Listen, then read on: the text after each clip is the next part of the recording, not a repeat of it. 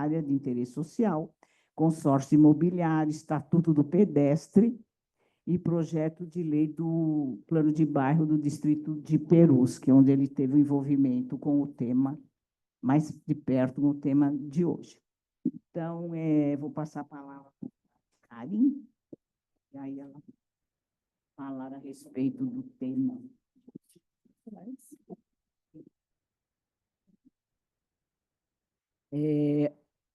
Tendo em vista já o que nós começamos um pouco atrasados, 20 minutos para cada uma de vocês, e o Policy 10, retornando para vocês novamente 10 minutos depois, tá bom?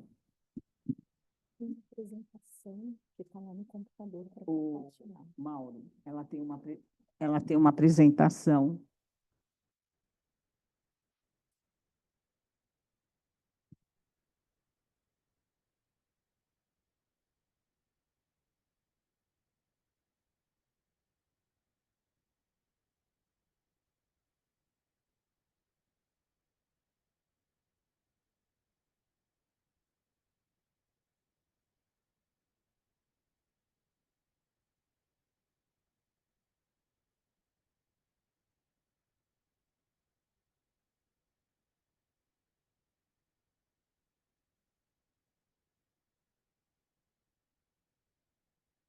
Bom dia a todos.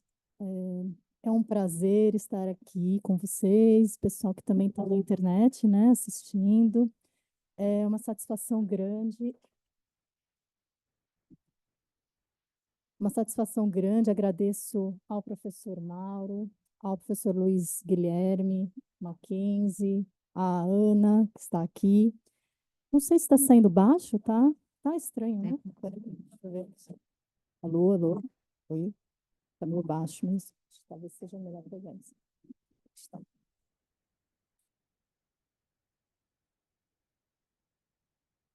Tá melhor agora? Tá? Tá bom. Então, muito obrigada novamente por essa oportunidade.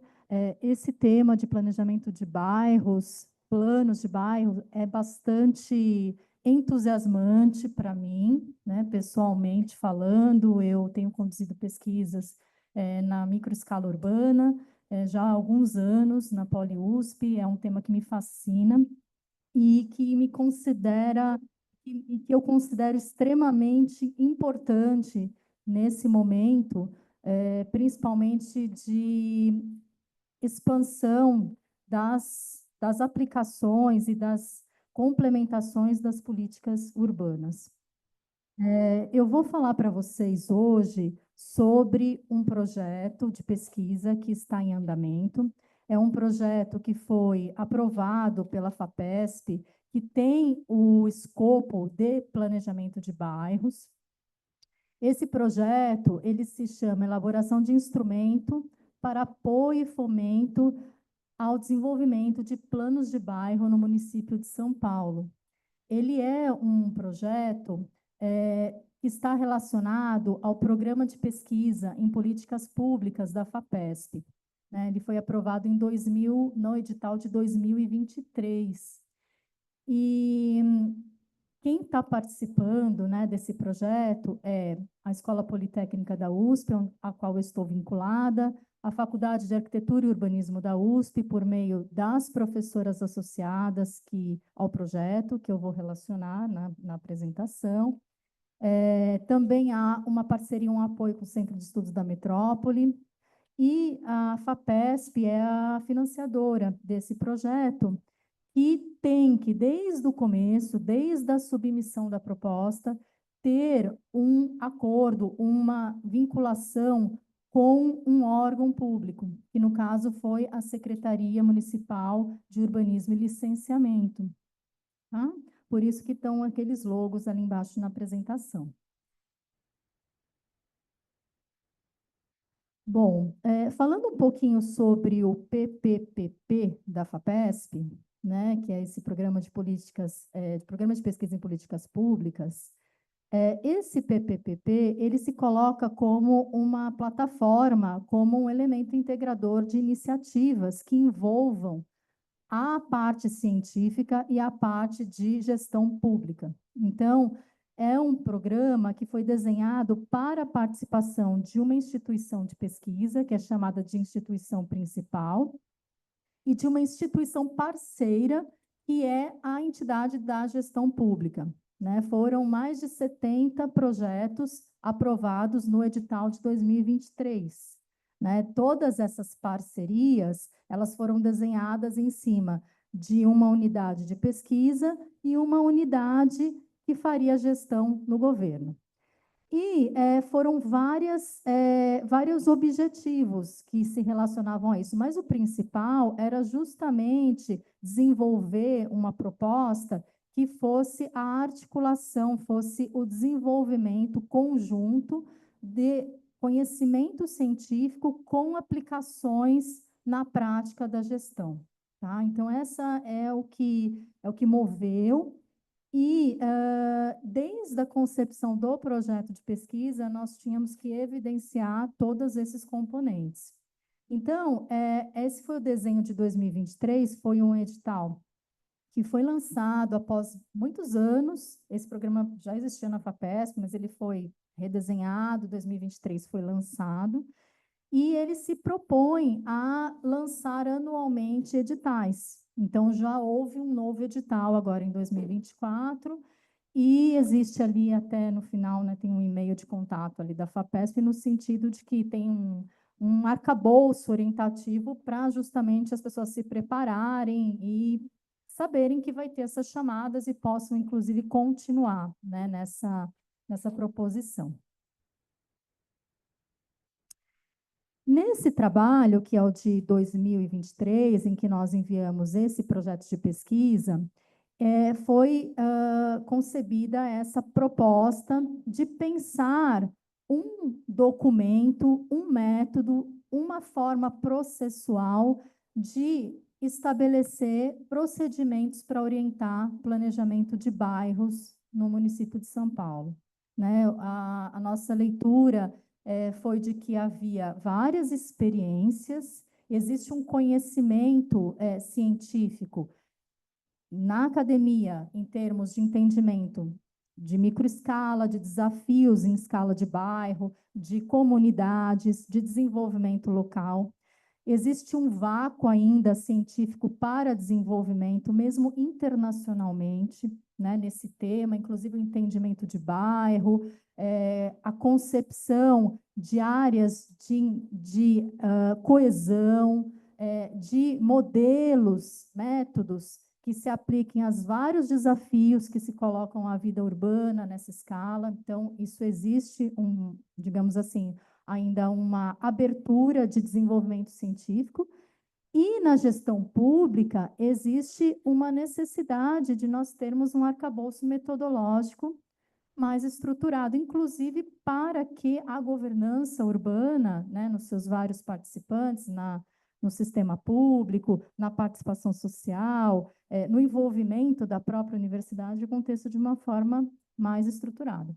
Então, veio essa proposta de elaborar esse instrumento, né, ali está o nome curto dele, Instrumento Orientativo para Planos de Bairro, justamente para investigar e estabelecer esses procedimentos. Aqui a gente tem a composição do grupo que está participando, né, dessa elaboração. Eu coordeno a pesquisa junto à FAPESP, junto também ao grupo como um todo, mas eu também tenho a participação das minhas colegas professoras da Poli, Mariana Janotti, Paula Santoro e Denise Duarte da FAUSP, e um grupo de pesquisadores que estão aí listados desde pós-doutorando, que irá iniciar, né, na equipe, até pós-graduandos, pesquisadores de iniciação científica. E, do lado da prefeitura, existe um grupo da própria SMU participando e um grupo também da SP Urbanismo. Então, esse grupo, ele integra, inclusive, o projeto oficialmente na FAPESP. Eles estão registrados, né, o grupo da SMU e o grupo da SP Urbanismo, como pesquisadores associados ao projeto. Eles também participam da elaboração, do desenvolvimento do conteúdo. E nós estamos, né, ali está o nome das pessoas, nós temos desde a assessoria da SMU participando, até a Diretoria de Desenvolvimento de Projetos Urbanos da SP Urbanismo, arquitetos, técnicos, historiadores que têm relacionado. Essa é a equipe inicial, mas frequentemente nas reuniões os que se agregam também. E nós estamos numa evolução, né, que começou com a submissão do projeto ainda, né, em julho de 2023, foram 6 meses de avaliação, de trabalho interno da FAPESP. Em dezembro, nós tivemos a informação de que o projeto foi aprovado.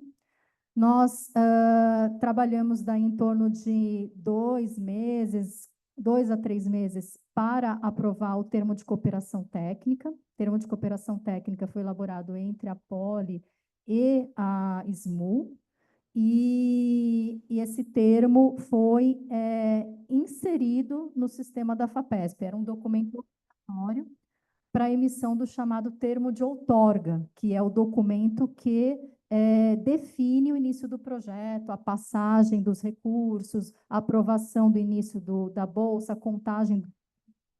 Então, esse termo de outorga, ele precisou do termo de cooperação técnica, né?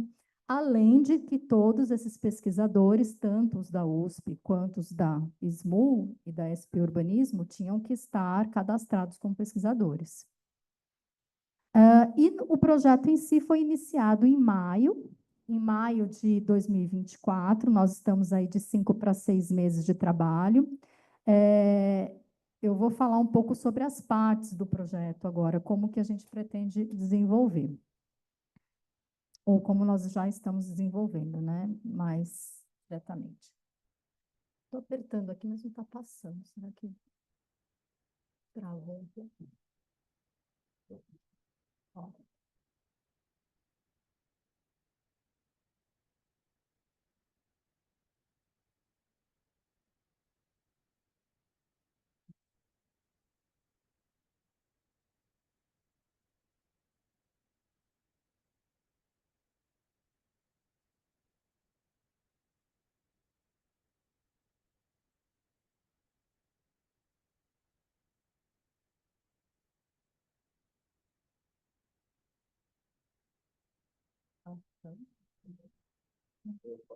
Melhor, né?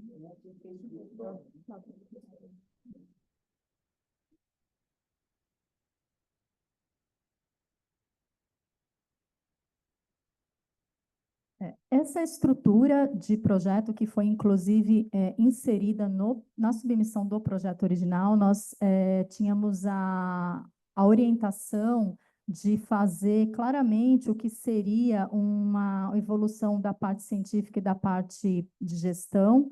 Então, o projeto em si, ele tem 5 partes, de A até E, e ele gera, ao longo desse processo, produtos, tanto científicos. O que são produtos científicos?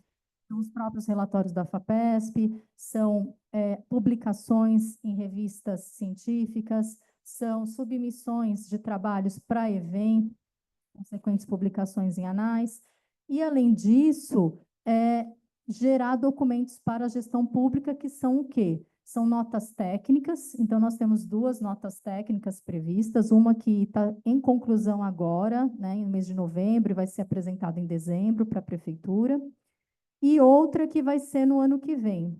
E, no final, nós geraremos, de fato, um documento que vai ser o orientativo, né?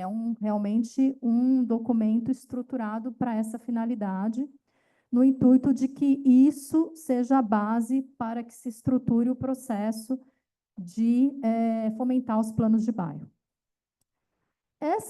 Esse fluxograma, ele mostra um pouco as partes. Essa parte A é uma parte que nós ainda estamos desenvolvendo, mas já iniciamos todos esses meses, que é uma parte de estudo do tema. Então, estudo teórico, normativo, institucional, regulatório.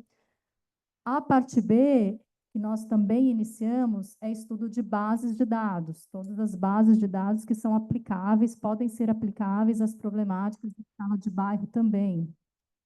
A parte C é uma parte que é a estrutura realmente do modelo orientativo inicial. Então, como que esse modelo ele tem uma minuta, um começo.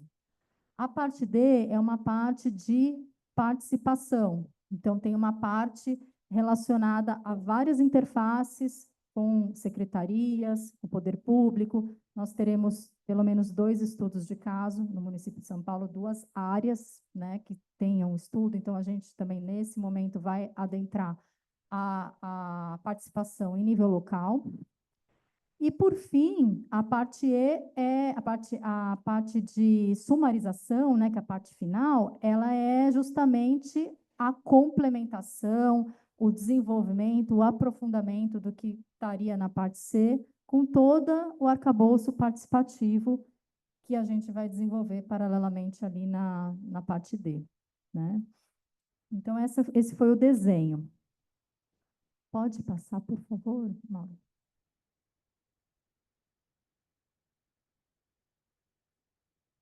Aí é um pouco dessa evolução das partes, como que nós estamos no tempo, essas barrinhas são como significando o cronograma, né? Então, tem os meses, as partes em cima escritas, nós estamos aí na parte A, fizemos uma boa compilação, análise, sumarização, mas ainda temos conteúdos que vão, obviamente, acompanhar o desenvolvimento do trabalho.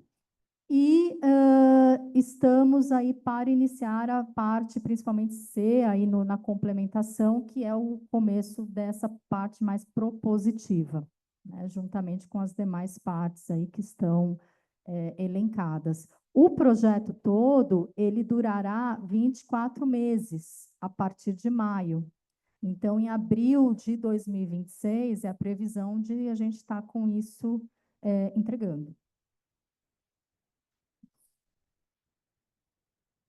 Agora passou.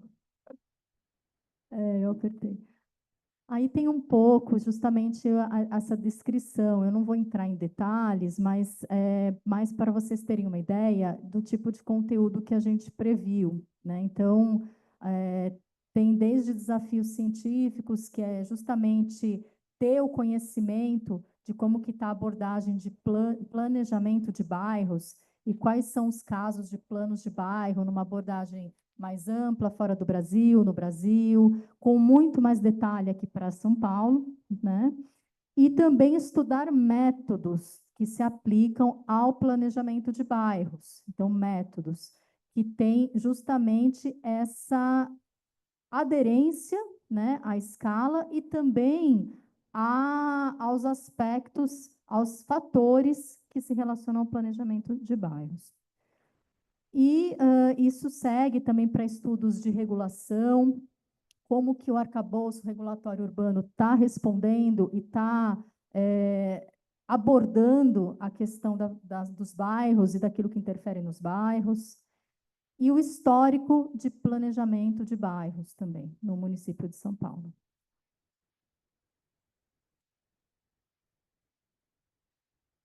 Essa aqui é a continuidade, né? Então, como que vai seguindo no processo de desenho, tanto de estruturação do método, quanto também de seleção de estudos de caso, para que nós possamos nos aproximar, pelo menos, de um início, né, nesse projeto, de pelo menos 2 realidades locais.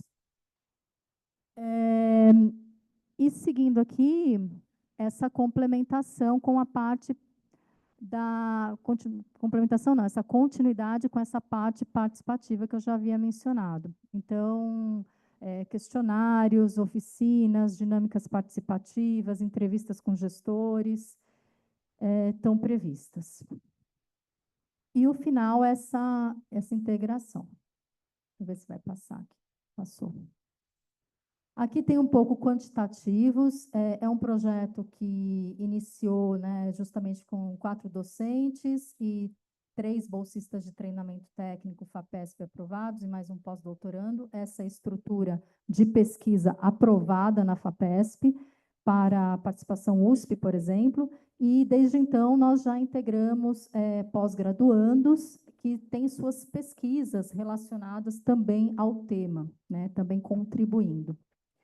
E existe também bolsistas de iniciação científica e extensão universitária, financiados com programa de bolsas da USP. E nós temos um laboratório em que foram instalados equipamentos e as pessoas estão trabalhando. Esse laboratório está lá na Escola Politécnica, é uma sala dedicada ao projeto.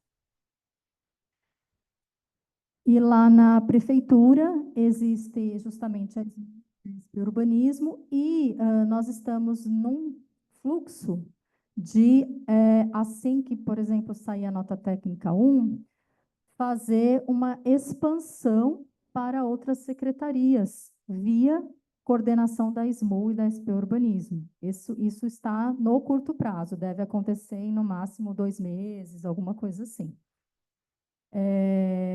A gente até faria agora, em dezembro, mas a gente preferiu fechar ainda a nota técnica e também, inclusive, aproveitar o momento em que vai acontecer a transição, para que a gente possa também discutir isso no começo do ano que vem, de uma maneira mais expansiva.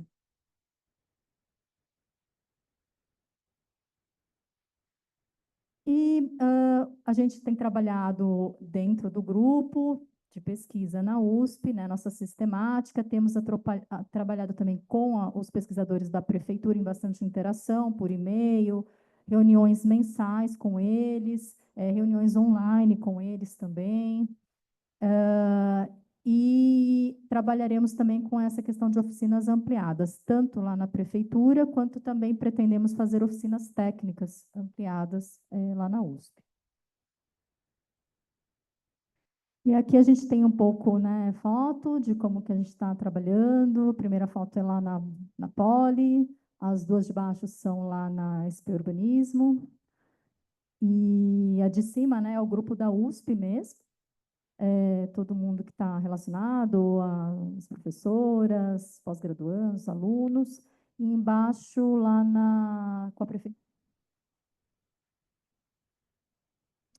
Os próximos passos, né, fechando, o que nós estamos, enfim, em andamento. Tenho participação aqui no seminário, que tem sido bem interessante ouvir também, né, todas as percepções.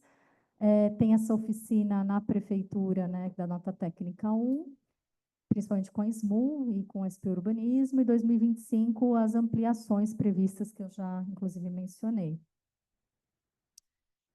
E é isso. Eu agradeço muito a atenção, fico à disposição para as perguntas. Obrigada. É interessante, né? Analisar como aplicar. Nossa. Então, agora vamos passar para a Gabriela. Tá funcionando? Não tem aí?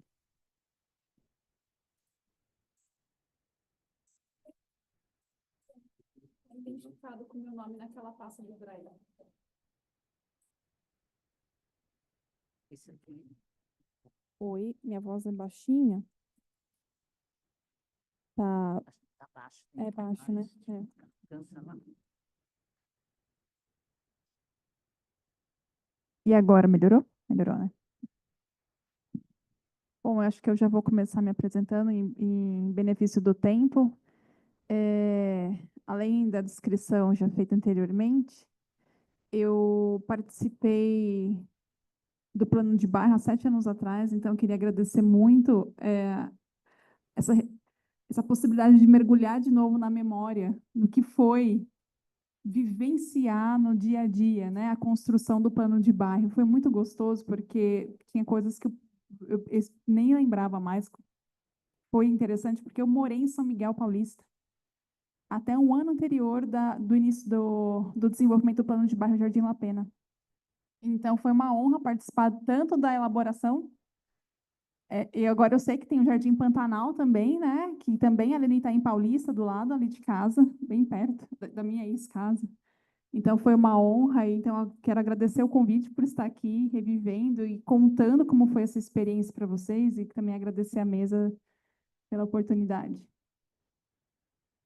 Ah, agora eu vou aguardar um pouquinho no drive. Tá bom, tá bom.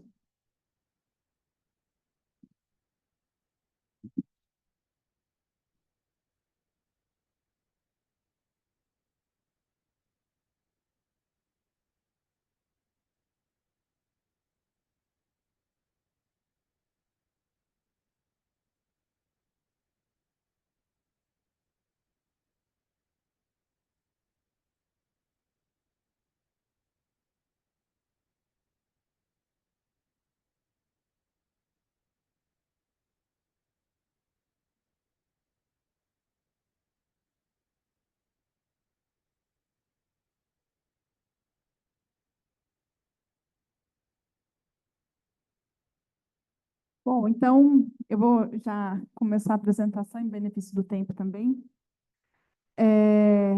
Eu acho que quando a gente foi convidado para falar da experiência a partir do ponto de vista da universidade, o esforço era de colocar dentro de um campo teórico também, tá? Então, eu venho trazer a nossa experiência dentro da lógica do ciclo de política pública, porque eu acho que ajuda a organizar e talvez a entender onde começa, né? Onde começa um plano de bairro. E o ciclo de política pública, ele já dá a ideia de que, normalmente, no fluxo natural, os problemas começam pela demanda social, né? Então, o que a gente tinha acontecendo em loco era um problema territorial no Jardim La Pena latente. O Jardim La Pena, para quem não conhece, a gente vai ter a André Lissa falando na próxima mesa, então eu não quis me estender em contar do La Pena, eu acho que o nosso foco aqui é outro. Mas talvez vocês já devem ter visto alguma foto. La Pena é uma ilha. Ela é localizada atrás de uma linha do trem, do lado de um viaduto. A outra fronteira é a Nitroquímica Operária, que é uma fábrica gigantesca que está basicamente desativada. Então, ela é completamente isolada, era completamente isolado territorialmente falando. Porque você tinha muitas fronteiras. A entrada era via uma passarelinha ou um único fluxo de carro que vinha ali debaixo do viaduto de Jacopêssego. Então, é um território isoladinho, porém, pela ação da Setúbal. Aqui a fotinho. Então, essa ilha, bem as 4 fronteiras que eu comentei. Então, apesar dela ser extremamente isolada, em função da ação da Setúbal também, que é uma entidade importante, eu vou comentar mais depois, conseguiram angariar recursos de política pública para o bairro. Então, é um solo servido de creche, de UBS, de escola. E em 2014, quando foi feita a reforma da estação de trem de São Miguel Paulista, ela foi deslocada da... Ixi, esqueci o nome da rua. E foi para o outro lado, eles iriam isolar o bairro novamente, como foi feito na USP Leste, que você coloca só um acesso e deixa o bairrinho que fica logo atrás da estação sem acesso. E houve uma disputa e eles conseguiram uma passarela de acesso à CPTM direto. Então, o que acontece nesse território é bem possível observar, talvez está um pouquinho pequenininho, mas você tem um adensamento muito rápido. De 2012 para mais ou menos 2016, você tem uma ocupação irregular, de forma precária, de qualquer espacinho aberto do bairro. Então, o que resulta nisso? Uma grande disputa pelo território. Então, o problema social, agora voltando aqui no início, né, do ciclo, o problema da demanda social é a disputa pelo espaço, que começou a emergir dentro do bairro. Pode ver a calçada, né, ocupada por carros, você não tem espaço, um lugar pequeno e super adensado, 12 mil habitantes, mais ou menos, no recorte do plano de bairro, da época, em 2017. Então, resulta que quando você tem essa ocupação irregular, inclusive sobre o córrego do Rio Tietê, você coloca a população em risco, né? Existia uma morte no ano anterior pelo alagamento nesses barraquinhos construídos em cima do córrego. Então, existia um problema social bem relevante. E aí, como que o plano de bairro entrou na agenda, né? Pela união desses dois empreendedores sociais, né? A TID Setúbal, a atuação da TID Setúbal, ela se dá dentro de desenvolvimento local, pela mobilização de atores. Então, já está dentro do escopo da TID. E elas existiam no território há muitos anos, via Galpão Zona Leste, Galpão ZL, né, como que eles se chamam lá. E eles perceberam que a atuação estaria precisando de uma renovação para dar conta da nova demanda social do bairro. Na época, existia até um medo em relação ao único campo de futebol. Vocês podem ver na foto, depois eu posso voltar. O campo de futebol é uma área grande, muito querida do bairro. Vocês, a maioria que é urbanista, imagino, né? Então, entende como é especial os espaços livres, os espaços de lazer. Então, existia uma disputa para que não ocupassem o campo de futebol na época, né? Porque era possível que alguém, no meio da madrugada, aparecesse com uma madeira e começasse a construir uma casinha ali. E existia até, parece que um rodízio na época de proteção ao campo de futebol. Então, era esse nível de problema territorial que existia na época. E a TID Setúbal, através do Galpão, procurou a gente com uma demanda aberta, basicamente uma pergunta: como a gente pode revisitar a nossa atuação no território para dar conta dessa desigualdade socioespacial, né? Então, como que o FGV Cidades virou ali o segundo empreendedor social? Talvez essa ideia de empreendedor social para urbanista não seja tão clara, então vou fazer uma explicação breve. O empreendedor social dentro do campo de política pública é essa pessoa que tem uma ideia, bota debaixo do braço e carrega para ver se dá certo dentro da política pública. Basicamente é isso, tá? Em termos nos livros, você vai encontrar uma explicação mais sofisticada, que é uma tradução rápida. Então, quando a TID Setúbal procurou a gente, em 2017, a gente trabalhava dentro do guarda-chuva do CEPESP, porque vocês vão perceber que todos os relatórios estão lá, TID Setúbal e CEPESP, TID Setúbal e CEPESP. O CEPESP é o Centro de Economia e Política do Setor Público, da FGV, e hoje a gente conseguiu, através também do financiamento FAPESP, do Centro de Pesquisa para o Desenvolvimento, uma emancipação do CEPESP, que eles trabalham bastante com questões eleitorais, né? E a gente sempre trabalha com pautas urbanas. A gente conseguiu emancipação e agora somos oficialmente a FGV Cidades. Então, tem essa separação que eu queria explicar antes que vocês vissem o documento falando CEPESP e eu falando dos Cidades, né? São as mesmas pessoas, mesma equipe, só que sob outro nome. Então, o que a gente tinha diferencial na época? A nossa equipe, além dos recursos acadêmicos, né, que a gente dispõe, que eu listei aqui, né, e domínio do planejamento urbano e territorial, obtenção, manipulação e análise de dados e estatística, mapeamento de informações territoriais, experiência em dinâmica participativa, experiência de coleta de dados, gestão de projeto e planejamento de atividade de equipe. Além dessas habilidades, né, requeridas para empreender o plano de bairro, a gente já partia do pressuposto da disputa econômica e política, né? Que os recursos são escassos, o solo é um recurso escasso. Então, a gente já parte dessa premissa sabendo que existe uma disputa por isso. Então, essa nossa visão econômica, né, de economia política mesmo urbana, nos deu esse diferencial de pensar como que a gente pode endereçar esse conflito socioespacial através desse empreendedor também do Galpão. Então, Aí que a gente fez a proposta para TID Setúbal, por que não fazer o plano de bairro, né? Na época já existiam 2 tentativas, se eu não me engano, tá? O Policy que tem a memória melhor pode me corrigir. Era Bela Vista, acho que Perus já tinha começado, né? Eu lembro que a gente fez o diagnóstico, o levantamento, se não me engano, eram esses 2. Então, a gente falou, por que não plano de bairro? O plano diretor tinha sido aprovado em 2014, já tinha essas iniciativas, mas nenhuma ainda tinha, né, surtido algum efeito mais duradouro e tal. Mas a TID comprou a ideia. E por que o plano de bairro seria relevante? Porque que é a proposta, né, do plano de bairro. A segregação socioespacial, ela depende de 3 fatores principais: das preferências das pessoas.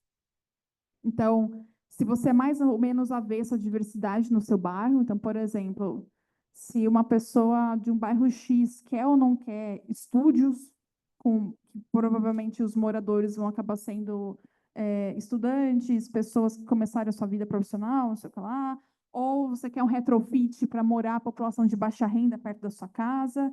Então, a preferência das pessoas, ela determina um pouco a segregação socioespacial.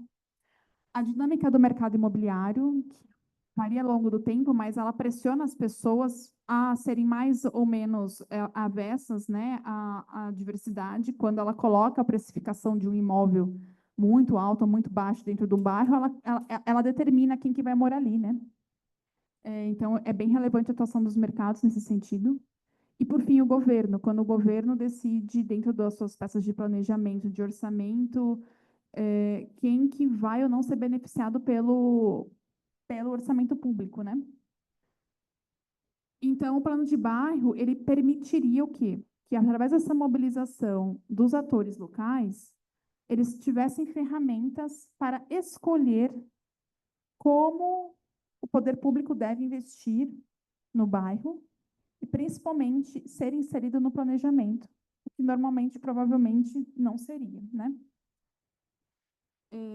Então, essa é a proposta do plano de bairro, tem esse sentido, né, de dar voz e inserir as pessoas, o bairro no planejamento, porque é uma forma de contornar a segregação socioespacial. E aí a gente começa, né, a etapa de formulação do documento, e aí eu gosto de fazer uma divisão entre formulação e implementação aqui da nossa parte, porque você poderia dizer que, do ponto de vista da faculdade, da universidade, o próprio desenho do plano de bairro já era implementação, né, porque a nossa assessoria ela seria no sentido de desenvolver o documento. Mas eu prefiro dizer do ponto de vista geral, né? Então, o desenho do documento está ainda na fase de formulação. E aí, qual que foi o papel do FGV Cidades, né? Eu acho que isso é uma grande curiosidade. Como que a universidade ela atua? Como que o que foi feito, né? Então, aqui a gente tem uma tabela num documento que não foi publicizado, mas que eu me comprometo aqui com vocês, que a gente vai dar publicidade até semana que vem, se Deus quiser. Que é o documento de metodologia do plano de bairro, que tem todas as etapas. Eu achei o documento, vamos publicizar. A gente nunca tinha dado publicidade nesse documento, mas ele é muito relevante, que conta todas as etapas de como que foi feito o plano de bairro, as escolhas, a justificativa, né? Então, lá dentro, a gente sempre deixou esse disclaimer, né, do que foi contratado da FGV, e o que foi contingenciado, né? Porque tem coisas que no meio do caminho a gente descobriu que precisaria ser feito e não tinha como fugir. E aí a gente tem aqui uma descrição do que a gente foi líder, parceiro ou articulador. Então, a gente liderou o levantamento de informações, a metodologia do levantamento de informações, a produção de conteúdo técnico, a proposta de metodologia, a sistematização dos resultados, as estratégias sociopolíticas do projeto, pensando na macropolítica, né? Macropolítica no sentido de relação do governo e tudo mais, a micropolítica é a política da dinâmica do território, tá? A orientação técnica relacionada aos procedimentos burocráticos e a organização do documento do processo participativo comprovatório. E aí o resto a gente foi parceiro articulador, né? E aí, deu ruimzinho aqui na formatação, né? Tudo bem. Dentro do nosso fluxo do desenho, de como a gente faria o desenho do documento, a gente fez o levantamento de dados de um produto chamado La Pena Desde Fora, que é a parte que a gente olha para os dados secundários e faz um diagnóstico do ponto de vista do que já tem, do que tem de informação disponível. Depois, a gente fez o lançamento e divulgação para o bairro, né? Que é um evento lindo, inesquecível. Ele tem várias fotos do evento em documentos, inclusive de dados para crianças, porque a participação de crianças foi massiva, de o que elas sonhavam para o bairro. Foi um dia maravilhoso mesmo. Depois, a oficina participativa e diagnóstica, a gente começa a fazer o diagnóstico desde dentro do bairro, do ponto de vista dos moradores, né? E aí, desses 3 pontos, a gente, desde o primeiro momento do levantamento de dados primários, a gente sempre usou a participação social, tá? Esse é um requisito legal do plano de bairro, e que a gente observou com muito afinco a participação em todas as etapas, até que uma das nossas atribuições era reunir mesmo os documentos comprobatórios da participação. Então, em todas essas etapas, a gente sempre teve envolvimento de lideranças. A nossa premissa sempre foi articular a participação formal e informal. Então, teve entrevista com liderança, mobilização, formação de um colegiado, um trabalho de mobilização social muito relevante, porque existiam muitas ONGs em paralelo no território, mas não necessariamente elas convergiam e atuavam junto. Então, o nosso trabalho foi ser um ponto neutro ali para unir essas lideranças em prol do plano de bairro, né? Então, as lideranças mobilizavam os seus públicos, a gente mobilizava a liderança e também, obviamente, as pessoas que estavam fora do circuito e que também precisariam participar, porque são moradoras, apesar de não estarem institucionalizadas, né? E aí, a gente fez a construção de propostas e a devolutiva para fazer a votação da priorização, que eu vou falar um pouquinho mais adiante. Então, como eu comentei, né, a gente criou um colegiado que era os presidentes de ONGs, digamos assim, né, o presidente quem presidia, dirigia as ONGs do bairro, ou que eram lideranças espontâneas, como pessoas religiosas e tudo mais. A gente fez a apresentação e aprovação no Conselho Participativo da Prefeitura Regional de São Miguel. Não existia caminho na Prefeitura Regional, não existia, a gente precisou criar. Você chega no prefeito regional e fala assim: oi, muito prazer, somos da FGV, temos aqui um plano de bairro, vamos aprovar? Aprovar como, né? Não tem rito?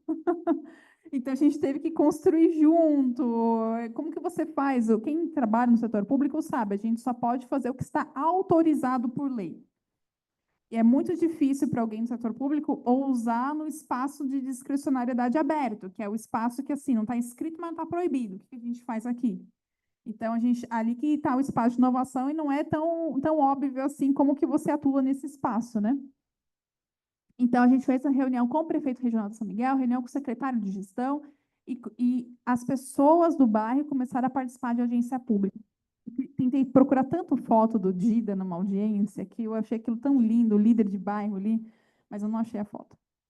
Então, a gente tem os registros, né, de mais ou menos das datas de processos participativos formais, tá? Esses aqui são aqueles de divulgação ampla, mas a gente também tinha os informais, né, como as caixas de sugestão distribuídas em padaria, em mercado, tudo quanto é lugar que tinha no bairro, e outras conversas paralelas que também a gente fazia.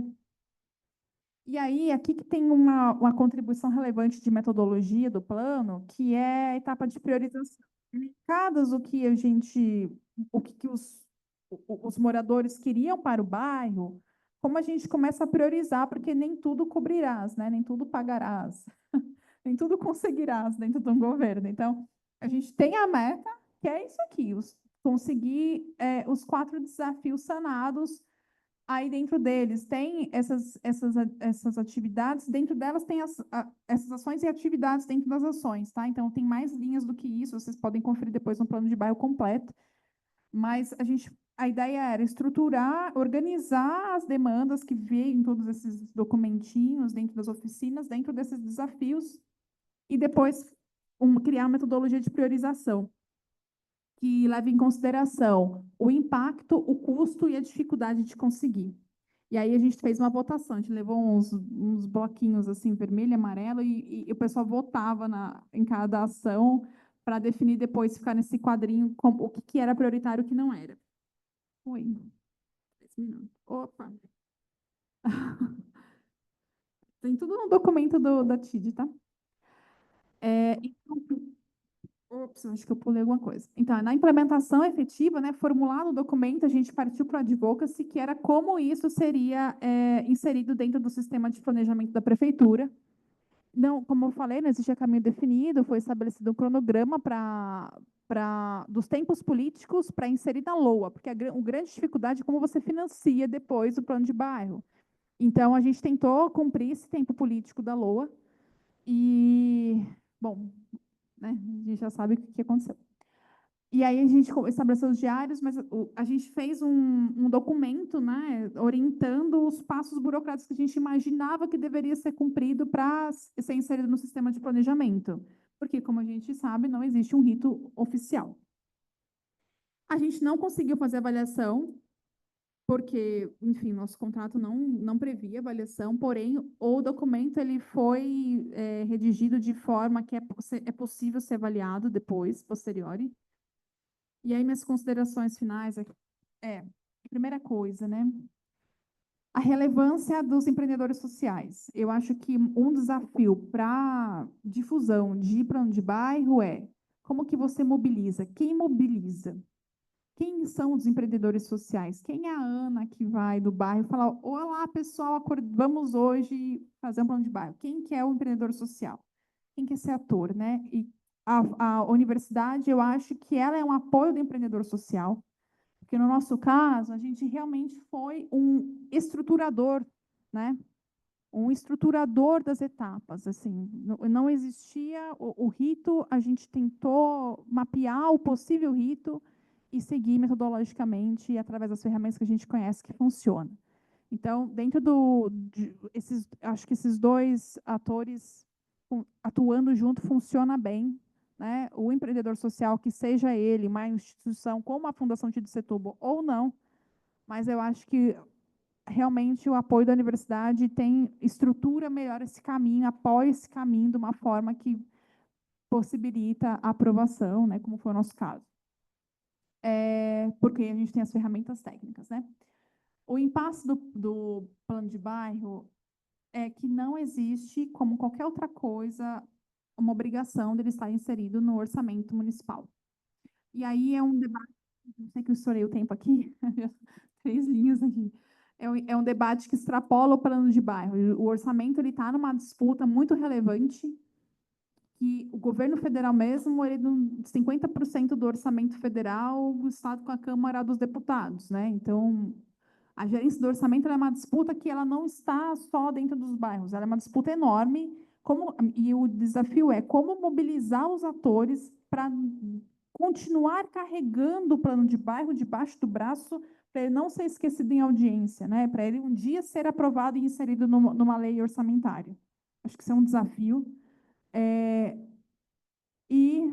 Minha bandeira está aqui. Mas a esperança é que, apesar de ele não estar necessariamente, não ser contemplado e não conseguir as infraestruturas que custam, que precisa do setor público, vale a pena, porque na experiência do Jardim La Pena, dentro das ações elencadas, eles perceberam que não precisariam de financiamento externo e começaram mutirões.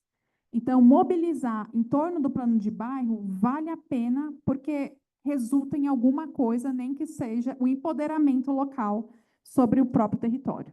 É isso, muito obrigada.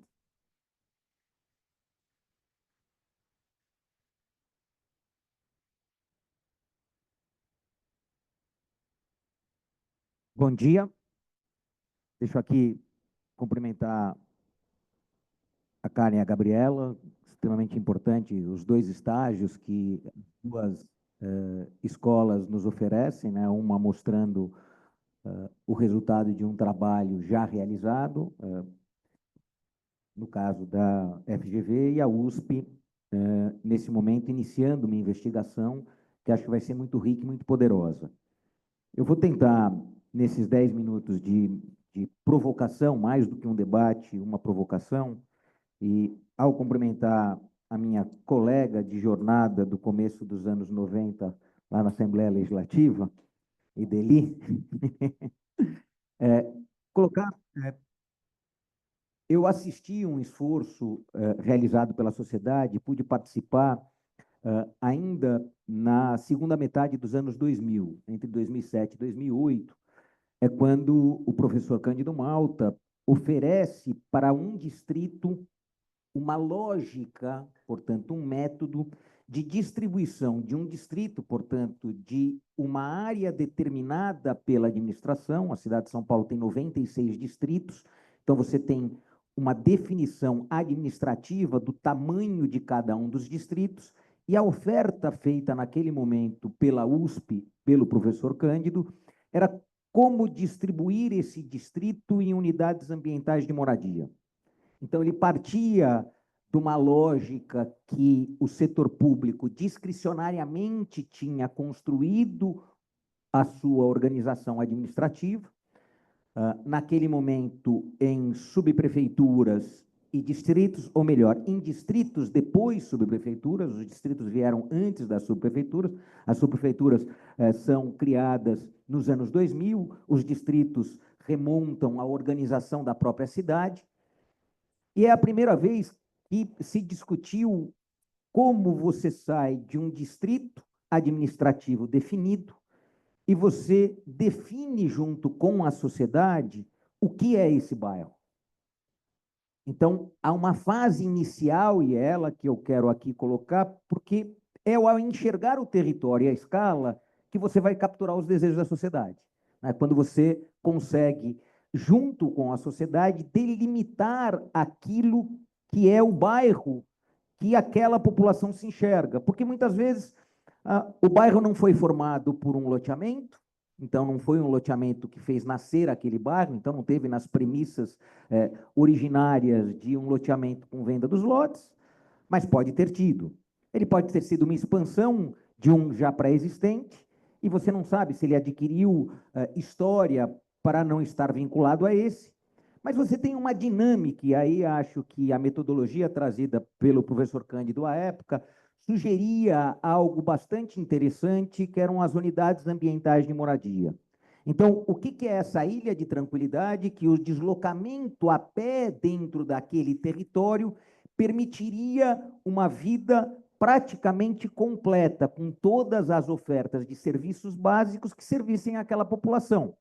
Sempre num recorte de qual a renda média dessa população, para definir se estes serviços são serviços, todos eles adquiridos a partir da compra, ou têm que ser oferecidos pelo Estado. No caso do esforço feito em Perus, no distrito de Perus, e não na subprefeitura de Perus, porque o que foi investigado pelo professor Cândido foi só o distrito de Perus. E por que o distrito de Perus foi investigado naquele momento? Porque em 2006 para 2007, iniciou-se o processo de descontingenciamento daquilo que era o antigo lixão e de venda do crédito de carbono originado pela deposição do lixo de São Paulo inteiro lá. Então, tinha uma ação reparadora. Então, naquele momento, a administração leva a Bolsa de Valores à venda do metano que seria extraído. E o compromisso que se conseguiu tirar é que 100% dos recursos auferidos na venda do carbono do aterro Bandeirantes seriam investidos naquele território.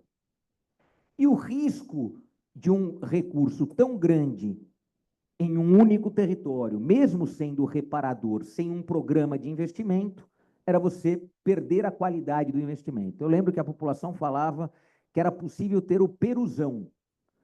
A gente estava, naquele momento, com o sonho da Copa do Mundo, então, Perus, porque ia ter dinheiro, poderia ter o seu estádio.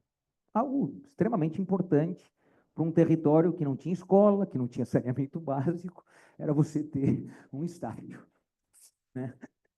Por sorte, o Perus chegou. Mas a lógica da captura dos desejos, que são essas necessidades reconhecidas pelaquela população, versus a capacidade de entrega, portanto, traduzir a necessidade em uma prioridade, isso ingressar no orçamento, também tem um elástico, pela ausência ainda de legislação. Que momento que a gente está hoje? Então, estamos falando quase 20 anos atrás. O Plano Nacional de Desenvolvimento Urbano, apresentado no final do mês passado, sugere pela primeira vez o termo plano de bairro no Plano Nacional.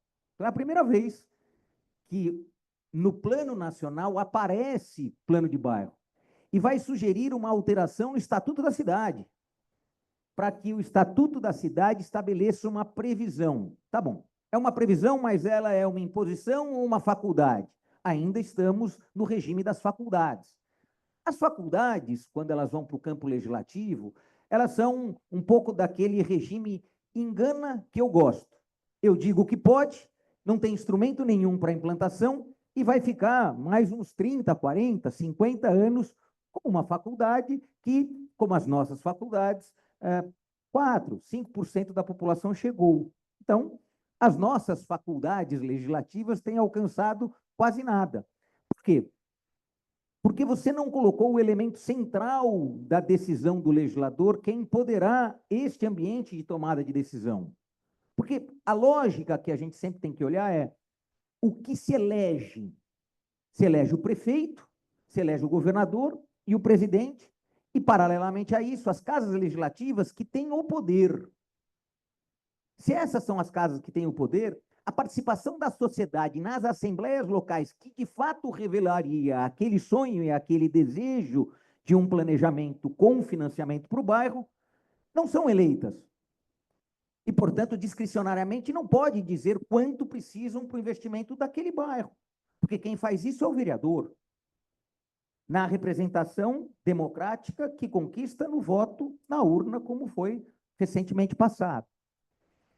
Em que momento a cidade de São Paulo conseguiu superar isso? E é para esse ambiente que eu quero colocar aqui para as nossas duas universidades. A cidade de São Paulo conseguiu aprovar um conselho participativo com conselheiros participativos que nascem originariamente nos 96 distritos e eram originariamente quase 1.000 conselheiros. Num segundo momento, evoluíram para ter um conselho de orçamento e finanças, CEPOP, que atuava na organização do orçamento na escala dos distritos, levando para as subprefeituras e subindo para o executivo para ser remetido para dentro da Casa Legislativa, que ia referendar. Num outro momento, entregando valores reais para a tomada de decisão deste conselho. Portanto, dando a ele uma condição de voto de 1, 2, 5 milhões de reais para um período. A pergunta é, quando a gente vai trabalhar o plano de bairro, será que a gente não deve, paralelamente, fortalecer esta lógica da representação local, com um conselho participativo, com um delegado distrital, que ao receber esta incumbência, carrega aquilo que é a garantia do financiamento para aquele plano de bairro que ainda vai ser desenhado. Porque aí eu acho que a gente está conseguindo cumprir a última perna que não deixa a frustração do plano de bairro ser um conjunto poderoso de sonhos desassociado da capacidade de implementação. E aí é muito triste você ter uma sociedade que participa, sonha, faz esse exercício complexo, que é pegar todas as necessidades e traduzir naquelas prioridades mínimas, brigando com o vizinho, dizendo, não vai ter isso, não vai ter o campo de bola para você, porque vai ter que cumprir ainda o regime de financiamento da escola integral para todas as crianças. Então, este momento que talvez a gente possa viver num início de gestão, que as duas universidades, apoiada pelo Mackenzie, que faz o seminário, o simpósio, fortalecer este ambiente local, da delegação distrital, que pode, a partir dessa escala da garantia do financiamento, puxar a existência definitiva do planejamento a partir das escalas dos bairros. Então, quero colocar este elemento fundamental como aquilo que pode aglutinar as forças e a transformação, e aí não só servindo para a cidade de São Paulo, né?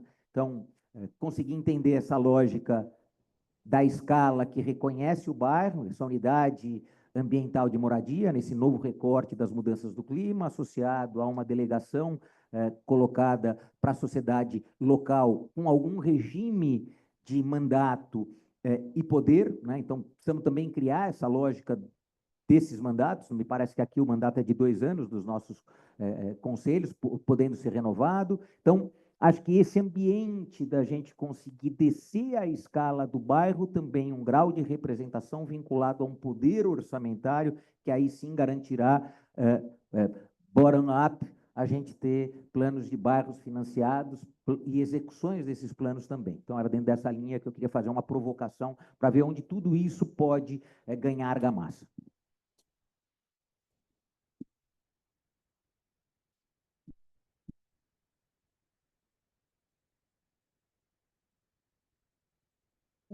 Eu acredito que assim, né, pelo menos pela experiência que nós estamos tendo lá no projeto, né, tem dois vieses assim importantes de discussão e que estão desde o começo, que tem a ver com a sua provocação, que é primeiro no sentido de definição de área de influência de bairro, né, e como que isso se compõe com bases de dados que nós temos e com os processos comunitários que acontecem. Inclusive porque, como conversávamos, né, antes ainda desse evento, a gente tinha uma questão que é como que São Paulo é um município que tem especificidades, que tem populações que muitas vezes se vinculam a mais de um bairro, dependendo da sua atividade, dependendo do que vão fazer. Né? Então, assim, às vezes a pessoa realmente tem um vínculo com uma área para diversas atividades cotidianas e com outra também próxima, simultaneamente, para outras. Então, a questão do território de agregação é um ponto importante também, e como que isso se distribui nas várias realidades urbanas que a gente tem aí pelo município, né? Junto com isso, que é essa frente mais física barra demográfica, né, cultural, existe o outro lado, que é o lado dessa estrutura administrativa. E como que, chegando, né, na subprefeitura, que é o elemento final que atualmente existe, isso poderia se conectar ali com um agente implementador. Eu acho que é um pouco isso que você está colocando, né? Que não existe hoje. E está ainda, quer dizer, vai né, da sociedade, eventualmente, para a subprefeitura, e pode virar um projeto de lei que vá para a Câmara, inclusive que não seja votado, né? Fique um bom tempo lá tramitando. Então, quando você fala, Paulice, de criar uma, uma corrente, né, de esforço do local para o geral, eu acho que tem a ver também com essa necessidade de manter uma estrutura de monitoramento, de acompanhamento e de elo participativo com essa comunidade e com esse processo, que muitas vezes, eu acredito, não está claro nem para o poder público exatamente. Como que isso vai tramitar, quanto tempo tem que ficar, quem deve opinar, né? Então, assim, existem várias políticas. Por exemplo, nós estamos vendo as políticas urbanas ou de interesse urbano de modo generalizado. Uma série delas, mobilidade urbana, habitação, Pampavel, ou de mudanças climáticas. E, assim, como que essas secretarias elas acabam interagindo, inclusive do ponto de vista orçamentário, para se chegar nesse nível local. Então, de fato, é muito difícil, eu acredito, a própria governança administrativa do município tomar conta de todos os territórios. Isso não vai acontecer, né? Então, esse trabalho de estruturação, eu vejo como algo realmente importante, até mandatório, porque senão você realmente cria ali uma expectativa, né? E essa expectativa ela pode não ter aí a sua adequada resposta.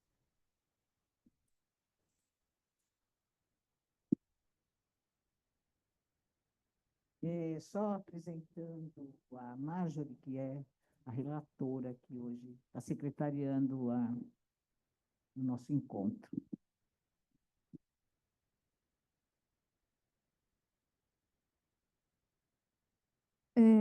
Eu acho que essa pergunta, né, como manter a mobilização até chegar ao ponto de conseguir o orçamento para a viabilização do plano de bairro, é a pergunta do milhão. E eu acho, eu não tenho resposta, tá? Talvez a Andrelissa, que vai me suceder aqui, conte um pouco como foi, porque o Jardim La Pena elegeu representante de bairro. Eu não lembro em quais instâncias, mas o Jardim La Pena teve representante. Eu acho que ela pode contar um pouco como foi essa inserção na política, porque a mobilização dentro do bairro, mobilizar, criar um ethos, definir o território, o plano de bairro acho que dá conta, né? Deixar todo mundo com energia, mas sustentar ao longo do tempo uma liderança política criada pelo plano de bairro, que vai ser o empreendedor político, né? Se no início começa com o empreendedor social, o cara que vai levar a cabo até chegar no orçamento é o empreendedor político, né? Eu acho que isso é um desafio. De repente, a gente poderia fazer uma mesa com as lideranças e perguntar para elas, né, depois de tanto tempo, depois de 7 anos você tem ainda, como que você enxerga a sua participação dentro dos fóruns de conselho? De repente, essa mesa seria muito relevante para perguntar para eles assim, o que te mobiliza ainda, o que não te mobiliza? Porque o tempo ele é cruel para todo mundo, né? Então, as pessoas acontecem coisas com as pessoas. Eu acho que sustentar isso no tempo é relevante, uma pergunta importante para quem já tem plano de bairro. E aí a contra-pergunta que eu faço, desde essa provocação que eu fiquei pensando, não tinha pensado antes, né? O plano de bairro do Perus é um projeto de investimento, um plano de investimento. Também. A minha pergunta, assim, por que que os nossos legisladores podem emendar orçamento sem um projeto de investimento? Eu acho que eu nunca tinha parado para pensar nisso antes da sua provocação, mas um prefeito precisa de um PPA, precisa de uma LOA. Um plano de bairro precisa das diretrizes de investimento. O legislador é o único que pode. Acordei. Hoje eu vou dar um dinheiro para a Associação Amigos do Bairro. Então, o legislador do Brasil é o único que pode ser voluntarioso com dinheiro público. Então, a minha pergunta é: talvez não fosse um momento, chegado o momento de a gente pressionar para que legisladores tenham projetos de investimento orçamentário? De repente, né? É claro que isso criaria um embate político, mas nós estamos falando sobre disputa de orçamento, estamos falando sobre disputa política. Se você é representante de alguém de algum lugar, você deve ter o seu projeto de orçamento. Aí, quem sabe, buscando criar os seus projetos, eles comprem, né? Sei lá, a Dilson Amadeu, lá de São Miguel, né? Eu cresci com a Dilson Amadeu na cabeça. Nem sei mais se ele é político, mas de repente ele deveria olhar dentro do distrito e dizer: temos planos de bairros aqui, porque eu preciso, a partir de agora, de um projeto para a emenda de orçamento. Então, a minha contrapergunta é: talvez a gente não deveria olhar para resolver o debate muito local da micropolítica, a gente talvez precisa revisitar a macropolítica como ela está hoje. Resolveria vários problemas, inclusive não só o do plano de bairro. Deixa eu fechar com uma brevíssima contribuição que eu acho que pega exatamente essa lacuna. Nem sempre aquilo que vai para a lei consegue responder àquilo que a sociedade quer. Muitas vezes aquilo que não vai para a lei consegue dar respostas para aquilo que a sociedade mais esperou. E aí, esse ambiente do hipotético plano de investimento que é necessário para a transformação de um território nunca foi apresentado para a sociedade na escala dele. O que aconteceu com a experiência de Perus?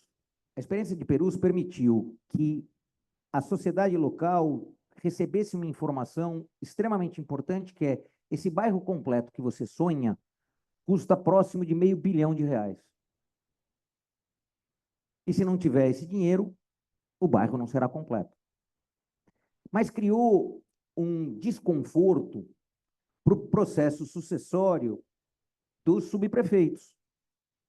Porque cada vez que o subprefeito chegava, e a gente sabe que tem um turnover nos nossos subprefeitos relativamente intenso, porque ele vem da discricionalidade política e não administrativa, então não é o bom subprefeito que renova a sua capacidade, é aquele que consegue dar as respostas políticas que muitas vezes um grupo político quer, ou um grupo político deixa de querer.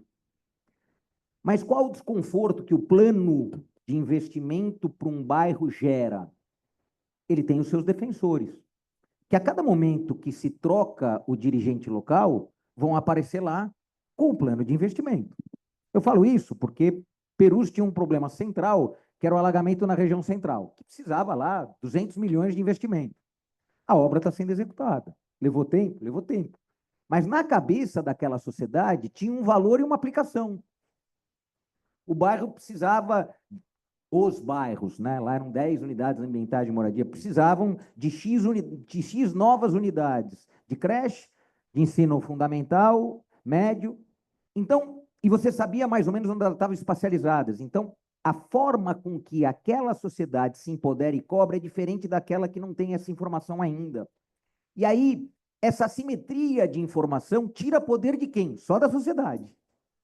Então, o fato de você ter um plano local que diz que aquela sua unidade ambiental de moradia, traduzida em bairro X, não tem ainda a sua creche, ou não tem ainda a sua escola, o seu posto de saúde, faz com que todos aqueles 10, no caso lá eram 10, falavam o seguinte, ó, o único bairro que falta creche é aquele lá, porque o nosso tem. E aí, essa disputa que passa a ter apoiadores, chega a momentos de dizer o seguinte, não, esse é o momento daquele bairro ter a creche, não a gente ter o nosso CDC, o nosso clube de esporte. Então, é importante entender esse poder que a informação e o dado preciso a partir de um plano de investimento acabou entregando para um único distrito num certo momento. E também entender o quanto fica desconfortável para o gestor quando ele recebe o plano e sabe que ele está um pouco amarrado a ele. Não vai dar para ele fazer muita coisa fora daquilo, porque se tem um plano de investimento para o território dele, ele acabou de chegar, não tinha tanto conhecimento daquele território, como que ele vai fugir daquilo? Como que ele vai justificar que ele conseguiu 2, 3, 4, 5 milhões e resolveu investir em um negócio que não estava em nada dali? Então, essa questão de você conseguir levar à escala do bairro, a partir do distrito, os planos de investimento, e no caso do plano de bairro de Perus, chegou a esse nível de você calcular os investimentos, você entregou um instrumento de pressão e controle sobre as gestões muito eficiente. Muito eficiente. Constrangia e pressionava, constrangia e pressionava. A questão é como você dá escala para isso. Né? Como você faz com que que foi desenvolvido lá em Perus, melhorado pela capacidade que a gente tem de investigá-lo e dizer, método aqui não foi perfeito, ali foi, isso aqui não foi, a Assembleia tem que melhorar para isso, tem que melhorar para aquilo. Mas a sensação que eu tenho é que, naquele momento, para o que a gente tinha, ele foi muito especial e muito capaz de organizar a administração até os dias de hoje. Todos os prefeitos que sucederam e todos os subprefeitos que sucederam não conseguiram fugir daquele plano definido. Porque tinha um que ia lá e falou assim, mas está aqui, ó. Olha a foto da assembleia que teve lá na escola. Tinha 450 pessoas. Você não consegue reunir isso durante o ano em reunião contigo? Você vai dizer que aqueles caras que decidiram isso estão errados? Está faltando uma unidade ambiental de moradia, é a única que falta a creche. Você vai dizer que você não vai fazer a creche lá e vai gastar dinheiro para fazer colocar grama sintética no campo de futebol, gastando quase a mesma coisa de fazer a creche que falta? Não dá, cara, desculpa. Então, esse poder que a informação, o dado, a evidência dá para a sociedade, ela não tem ainda isso, e sempre lembrando que isso a gente está falando para o bairro que não está completo, porque para os outros bairros que estão completos, aí não é o poder do investimento, é o poder da regulação. E aí tem que entender que plano de bairro, ele funciona de maneiras distintas para a cidade que existe e para a cidade que a gente está fazendo existir.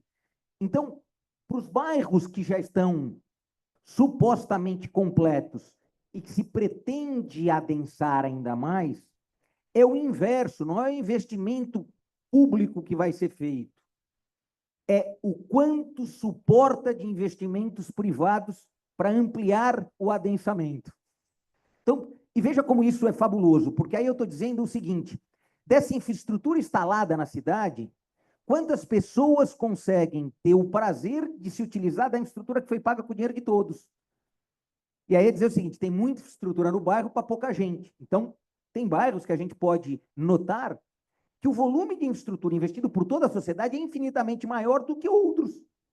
Então, essa lógica que plano de bairro tem só uma forma também não é perfeita, porque a cidade não está completa em todos os cantos. Então, para Perus, a lógica era de um plano de investimento, que não vai ser a lógica, de repente, para Pinheiros, não vai ser a lógica para Santo Amaro, mas para Perus era isso. Como para o Lapena é isso. E nos outros é o instrumento da regulação, é como eu vou regular o processo de adensamento a partir de parâmetros que vão ser utilizados para o adensamento dos bairros que já estão completos, aí num cálculo de infraestrutura, né? O quanto a sociedade investiu naqueles bairros para a gente ter mais gente ou menos gente. Então, é um pouco dessa percepção que eu tenho.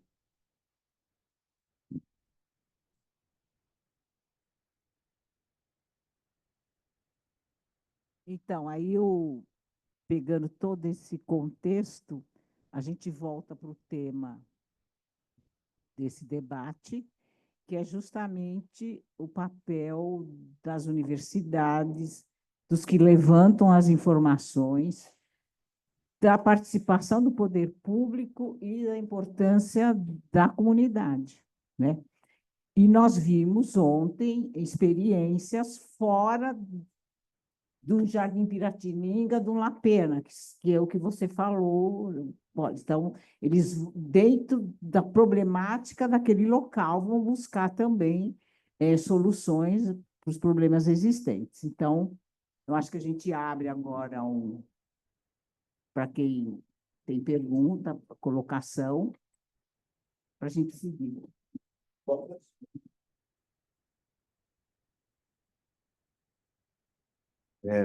Bom dia a todos e a todas. Tá, já está aparecendo. Bom dia a todos e a todas. Mais um pouquinho. Pronto. Apareceu. Tá. Ai, desculpa. Está bem aqui Então, na sua frente, tá bom. bem, bom dia a todos e a todas. Meu nome é André Lerner, sou arquiteto, sou pesquisador do Núcleo de Democracia e Ação Coletiva do SEBRAP. Gostei muito das apresentações. Eu gostaria de fazer uma provocação para vocês. O custo social do plano de bairro é uma função do custo do método de consulta e participação, da manutenção da mobilização e organização do corpo social existente e também do custo de comunicação política. Temos ainda o custo de formativo daquela população e de integração de agenda, custo de integração deste processo com o poder público e o custo de integração do poder público, porque o poder público não fala entre si, e tem um custo de gestão processual, social e do Estado em si. Isso se arrasta por anos. E aí eu me pergunto, alguém calculou esse custo? Né? Quantas horas homem, quantas pessoas estão envolvidas? Literalmente, vamos fazer um projeto? Tá? De quem é esse? Todos aqui estão sendo remunerados. A população está sendo remunerada? A população tem acesso a esse custo, a recursos para participar? Existem assimetrias sociais envolvidas na distribuição desses custos? Quais as implicações dessas assimetrias sociais? Aí, pegando, né, a provocação excelente do Policy, será que esses custos essas assimetrias sociais são equivalentes pela cidade inteira? Ou se um grupo empresarial não consegue colocar um escritório de advocacia para tocar um projeto de incidência política, ah, né? Enquanto um líder tem que abrir mão, né, do seu tempo de lazer, né, ou do seu tempo de trabalho, para poder fazer valer o seu direito político. E então, aí eu pergunto, será que a universidade não poderia ajudar nessa mediação? Ou pelo menos realizar esse cálculo, né? Então, eu deixo aqui esse incômodo, essa incômoda pergunta. Obrigado.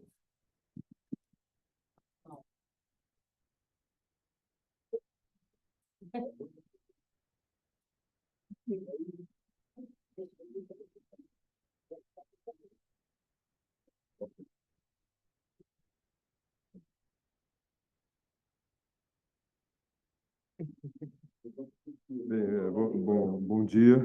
Meu nome é Mauro Claro. Eu, além de ser um dos organizadores aqui do simpósio, trabalhamos, né, nós do grupo de pesquisa Questões Urbanas, do qual o Ideri faz parte, Márcia faz parte, e outro, o Luiz Guilherme faz parte, e do qual e nós trabalhamos com, o André faz parte, nós trabalhamos com Jeremias das Neves, com Marta Thiago da Silva, que estão aqui, que são os nossos anfitriões no bairro Jardim Piratininga, na subprefeitura da Penha, e nós trabalhamos com o Jardim Piratininga desde 2015, quando nós iniciamos um trabalho lá. Bom, está descrito no nosso paper nos anais, vocês poderão ler. Mas eu pedi a palavra para tentar contribuir aqui com a nossa discussão sobre o tipo de colaboração que pode existir entre a universidade, os institutos de pesquisa e o poder público, com vistas à organização de um processo de plano de bairro. A nossa experiência lá no Jardim Piratininga, ao longo desse tempo, primeiro, rapidamente descrevendo, é uma metodologia que nós estamos atualmente em construção. São 9 anos de presença lá no bairro, 9 anos, é bastante tempo, mas nós chegamos ali no momento em que para a gente, a discussão de plano de bairro, e era 2015, nós chegamos lá, era uma discussão que era institucionalmente mais ou menos nova, né? Quer dizer, a gente, claro, a história de plano de bairro tem décadas, né? E as suas origens são determinadas há muito mais tempo do que isso. Mas ela estava, naquele momento, com o PDE 2014, com a discussão dos planos regionais, com a discussão das oficinas, que depois resultaram nos planos regionais. Foi assim que a gente se aproximou do Jardim Piratininga e, solicitado por eles, pelo Jardim Piratininga, iniciamos uma colaboração. Bom, e aí nós percebemos que uma das coisas que fazia parte da nossa metodologia deveria ser, e eu acho que isso se consolidou, uma coisa que é a zeladoria. A zeladoria, num bairro precário, com vulnerabilidade, ela é uma questão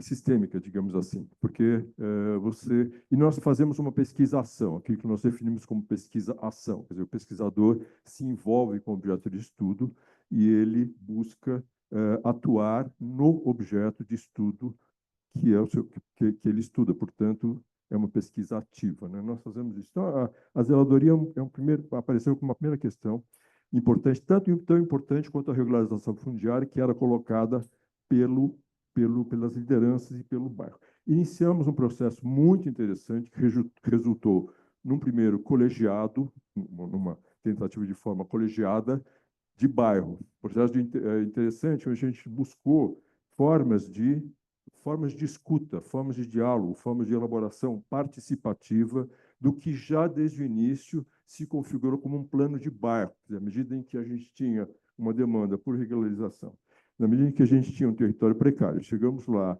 e, rapidamente, né, nessas reuniões iniciais, estabelecemos que o plano de bairro era uma figura, era uma noção importante para guiar a gente. E aí eu disse, quer dizer, a gente fez várias experiências, reuniões na praça, reuniões nas igrejas, enfim, todas oficinas que a gente chamava naquela hora de capacitação, para discutir questões técnicas com com as pessoas, e a gente reunia reuniões convocadas pela CRF da SEAP, pela Coordenadora de Regularização Fundiária da SEAB, já visando a regularização fundiária. Essas reuniram 100, 150 pessoas, porque é o poder público que tem uma força, tem um poder, né? Bom, acho que eu estou me estendendo demais, né? Ok, bom, antes ao ponto, a palestra não é sobre... Mas indo ao ponto, tentando ir ao ponto, então. Bom, então fizemos um processo que resultou num colegiado que tinha uma pretensão maior do que o seu resultado foi, mas foi uma experiência muito interessante. E nesse momento, esse é o primeiro ponto, a compreensão, como Gabriela mencionou, e certamente a Andressa vai falar, esses bairros da várzea, da várzea leste do Tietê, desde a barragem da Penha, Piratininga está aqui, até o Jardim Romano, um pouquinho depois, em Itaquá, Jardim Japão, né, que é uma questão metropolitana, inclusive, né, do PDUI até, neste caso. Esses bairros todos estão na mesma situação. Eles estão ilhados a sul pela linha da CPTM e a norte pela APA da Várzea do Rio Tietê. E uma parte dessa APA é o Parque Ecológico Tietê. E tem até um canal de circunvalação que divide exatamente o Parque Ecológico do Tietê desses bairros todos. E eles estão todos ilhados, todos têm uma passagenzinha só por baixo da CPTM, no máximo duas. Enfim, e todos têm a mesma forma urbana. Todos são precários, todos são sujeitos, têm áreas de inundação, todos têm seus problemas habitacionais, enfim, todos são muito... Então, surgiu isso, a gente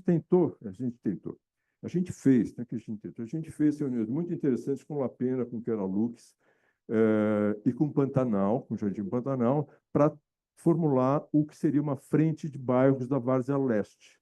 Então, essa é uma instância, nos parece interessante de agregação, como a gente está falando, quer dizer, das várias instâncias de agregação, as várias formas através das quais um plano de bairro pode se manifestar. Essas formas serão diferentes, né, serão até metropolitanas, às vezes, se você pensar no Parque Ecológico, e você tem Guarulhos, que tem do outro lado, tem exatamente, enfim, todos esses 12, eu acho que são municípios que fazem parte da APA. Né? Então, isso nos parece uma questão muito interessante. Você coloca metropolitanamente, ou municipalmente, se você quiser falar em São Paulo, uma questão política de relevância para a cidade, que é o tratamento de uma área de limite, de várzea, uma área de proteção ambiental, limite torfial, uma área de proteção ambiental intensamente urbanizada e com intensos problemas. Então, a questão climática, a justiça climática, todas as questões se colocam. E uma frente aí é uma frente de planos de bairro. É uma frente que se articula com uma colaboração do Pio Arco-Leste, que a SP Urbanista está finalizando, inclusive. E o Pio Arco-Leste faz um diagnóstico muito, muito interessante, a gente pode ver pelo que já está publicado, desses bairros todos dessa situação. Então, eu acho que as questões que foram colocadas aqui são extremamente, e ontem também, mas são extremamente interessantes, eu acho que são convergentes, é isso que eu queria dizer.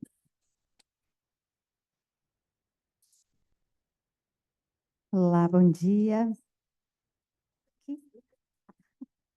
Dá para me ver? Bom, eu sou Patrícia Saran, sou da São Paulo Urbanismo, né? Quero primeiramente até parabenizar aqui a iniciativa do trabalho, do simpósio. Eu me senti provocada até pelas colocações, né? Tanto da Gabriela quanto da Karen e também do Neto. Eu sou funcionária de carreira da prefeitura há muitos anos, trabalhei muito tempo em subprefeitura e fui subprefeita. Eu fui subprefeita quando eles implantaram os conselhos participativos. E aquilo que o Neto colocou do empoderamento do conselho na agenda do constrangimento para a aplicação do que está planejado é uma das coisas mais efetivas que eu consigo identificar dentro da estrutura da administração. Né? Me senti provocada também porque eu fui exonerada do cargo, né? Logo que o PDE de 2014 foi sancionado, até por uma questão de governabilidade, e tive a oportunidade de ir para São Paulo Urbanismo em 2014. Dia 1º de agosto, o PDE sancionou, estava na São Paulo Urbanismo, para começar o processo participativo da bairros do Tamanduateí. Né? Como é que faz? Faz aí, né? Aí a gente se vira para mobilizar, para engajar, para envolver.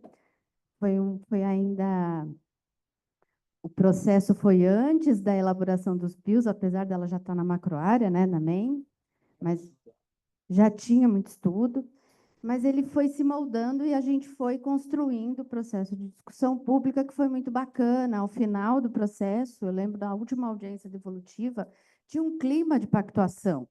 Nem todo mundo estava contente com o projeto, mas eles se enxergavam nas propostas e na construção. E tinha um plano de investimento, que era uma operação urbana e tal. Aí ela vai para a Câmara. Então, votou, aprovou o ano passado. Né? A gente está começando a instituir o conselho aqui. Por que eu estou retomando isso?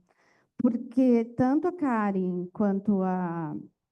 Desculpa, Karen, é você. A Gabriela falou dessa questão do fluxo dentro da prefeitura, que não existe. Realmente não existe. Ontem aqui, Planurb esteve aqui, a Eliana, da Coordenadoria de Planejamento Urbano, e falou da necessidade de se estabelecer legalmente um caminho institucional para a aplicação dos planos de bairro, que eles não existem. E aí eu vejo assim modelos, a gente fica fotografando, buscando as metodologias, entendendo como cada um faz, né? Vejo aqui a USP empenhada nessa formatação, só que eu me preocupo quando, se é dessa formatação, a gente encaminhar para uma aprovação. Quando você aprova, você corre o risco do tempo, que vocês mesmos colocaram, e você deixa aquilo estático. E aí o que acontece? Tanto trabalho para mobilizar, para envolver a população, para eles acreditarem num sonho, num desejo, que fica 10 anos parado numa Câmara, ele é estático e gera descrédito, enfraquece o processo participativo. Né? Você se dedica ao extremo, não é você que enfraqueceu, é o sistema que enfraqueceu. Então, talvez, assim, tem a questão de que a prefeitura só pode fazer o que está previsto em lei, né? Por outro lado, ter um cardápio, né? Ter um planejamento apropriado por um conselho, por um distrito, por uma subprefeitura. Qualquer gestor que chega lá a qualquer tempo, que ele é sazonal, e não só nas subprefeituras, as próprias secretarias, né? Circula com uma certa volatilidade. Se a população está apropriada do desejo, é mais seguro provocar que aquele desejo entre na LOA, entre no planejamento orçamentário, que é o que a gente tem mais seguro e que ele sai todo ano, né? A deixar um plano muito bacana, ser aprovado daí 10 anos. Quem vai fazer o controle social daquele plano muitas vezes não está, mas cansou, porque ele não é remunerado, acho que ele não está mais aqui, eu não lembro o nome do arquiteto. Ele não é remunerado para o acompanhamento, na participação social, ele se dedica, ele se doa, ele se frustra. Enfim, eu acho que isso é importante a gente avaliar, quando a gente desenha esse fluxo, se esse plano ele não tem que ser apropriado pela subprefeitura, pelo controle social da subprefeitura, por mais enfraquecido que esteja, o Conselho Participativo ainda está lá. Né? Em muitas subprefeituras ele é efetivo, ele busca ser efetivo. E aí a chance, aquele cardápio que está dentro do plano, entrar paulatinamente na LOA, possa ser mais evidente, mais efetivo do que se a gente buscar um caminho de aprovação e de sanção e de... enfim, é isso. Obrigada. É o desafio de não engessar pela lei, não engessar. Como que a gente tem a criatividade, né? Porque nem estando na lei do orçamento garante, tá?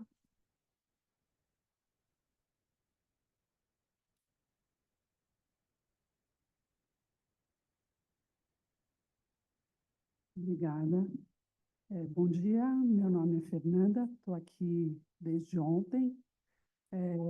Eu sou moradora de Pinheiros, dos predinhos da Ípica Paulista, que poderia fazer um plano de bairro, eu entendo que sim, a gente se entende como bairro, e eu queria corroborar o que a Patrícia acabou de falar, né? Eu queria chamar a atenção para o fato de que a prefeitura, né? Eu acho que a gente precisava procurar azeitar a burocracia, né, do poder público, né, no caso da subprefeitura, né, porque é muito difícil a relação de quem está na ponta, né, no caso eu, que sou comunidade, né, que me relaciono com os meus vizinhos, coloco, por exemplo, nesse momento, a gente está numa batalha, né, dentro daquele espaço, para a defesa dos paralelepípedos. E, né, pavimentação é um tema muito complicado, eu acho, para a cidade de São Paulo. E quando a gente vai abordar esse tema na subprefeitura, é muito difícil. A gente não encontra o caminho. Quem trabalha com isso? Quem que a gente procura? A gente está num ponto que a gente tem que buscar o apoio de vereadores, né? Com isso, a gente formou um movimento que acabou sendo espelhado em outros bairros de São Paulo, né? Então, a gente está até formando um grupo chamado Paralelepípedo Vivo. Vários bairros querem manter seus paralelepípedos e não conseguem, né? Então, como que a gente faz? Se na subprefeitura a gente não tem acesso, né? A prefeitura não é um caminho para os outros departamentos da burocracia da cidade, né? Que permita nos dar esse suporte. Então, eu acho que é importante, né, vocês que estão pesquisando, pensando o plano de bairro, realmente, se a gente faz o plano de bairro e a gente não tem como colocar ele em prática, porque a gente não tem eco no poder público, fica bem complicado.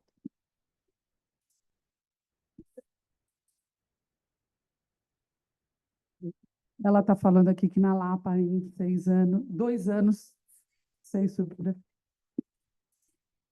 Para a gente ver a riqueza dos temas, né, dependendo de cada área, região, né?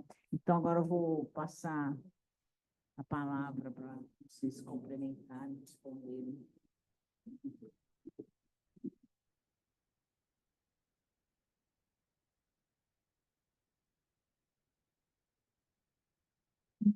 Vou mais comentar, né, algumas questões que foram levantadas naquilo que nós temos refletido também junto nesse tema.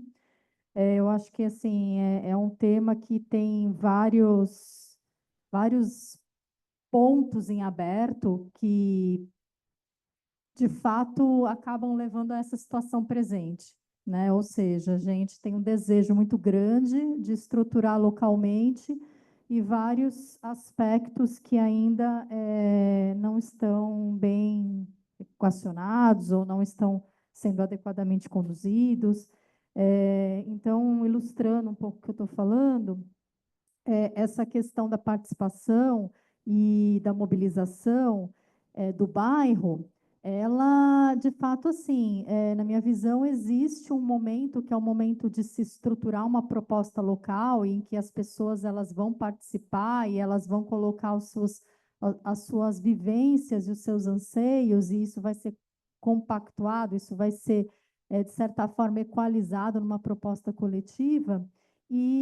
Mas, por outro lado, existe esse tempo de gerir essa proposta e mesmo aguardar o encaminhamento dessa proposta e como que existe, né, de certa forma, uma compensação para essa sociedade em termos de informação, em termos de feedback, em termos de acompanhamento. Né, o André, que esteve aqui, falou da questão realmente econômico-financeira que está envolvido nisso, ou seja, o tempo das pessoas se dedicando e como que as pessoas eventualmente pudessem ser compensadas, mas eu acho que além da questão financeira, que com certeza pode ser um fator em vários lugares, né, de vários bairros, de várias cidades brasileiras, existe essa questão de como fazer um sistema de planejamento de bairros que faça essa transparência e que dê insumos para que as pessoas continuem acompanhando aquilo que foi feito e elas possam continuar interagindo ao longo do processo, não se também sentirem parte apenas de um momento, mas elas vivenciarem isso.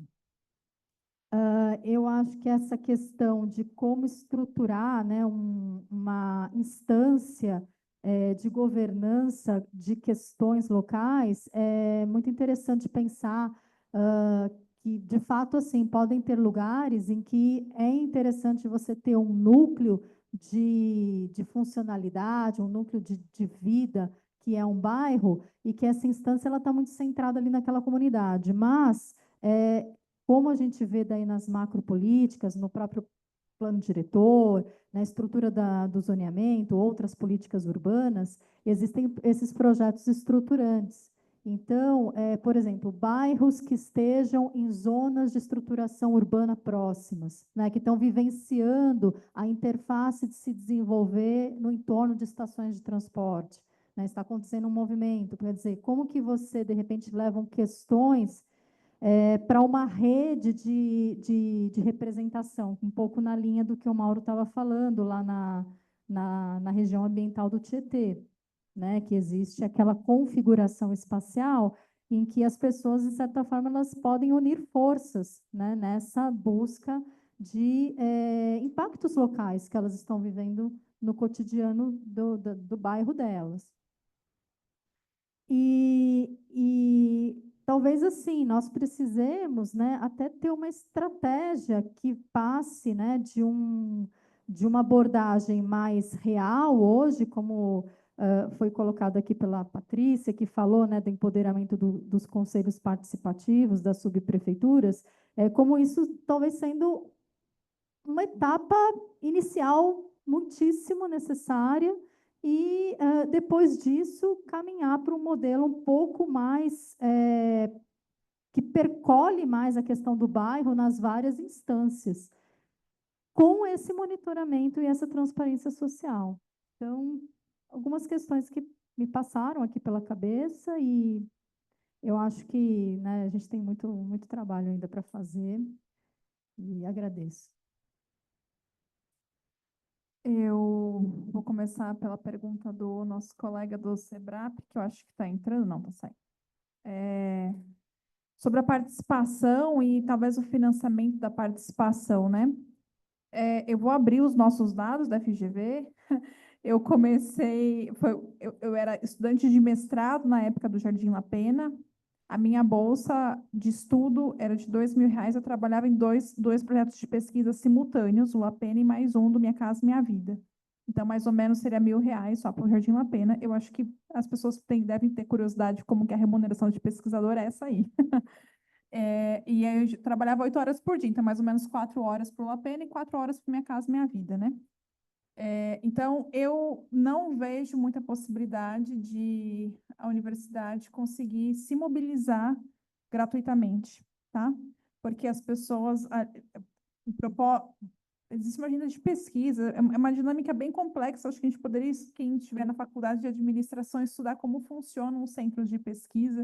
Acho bem interessante. Agora, como gestora executiva, é bem complexo, porque a gente se mobiliza em torno de projetos, acabou o projeto, cada um... Eu resisti, eu ainda, 7 anos depois, ainda sou pesquisadora, eu e a Cláudia. Thomas voltou, mas a maioria já seguiu por outros caminhos. Então, é uma lógica organizacional muito complexa.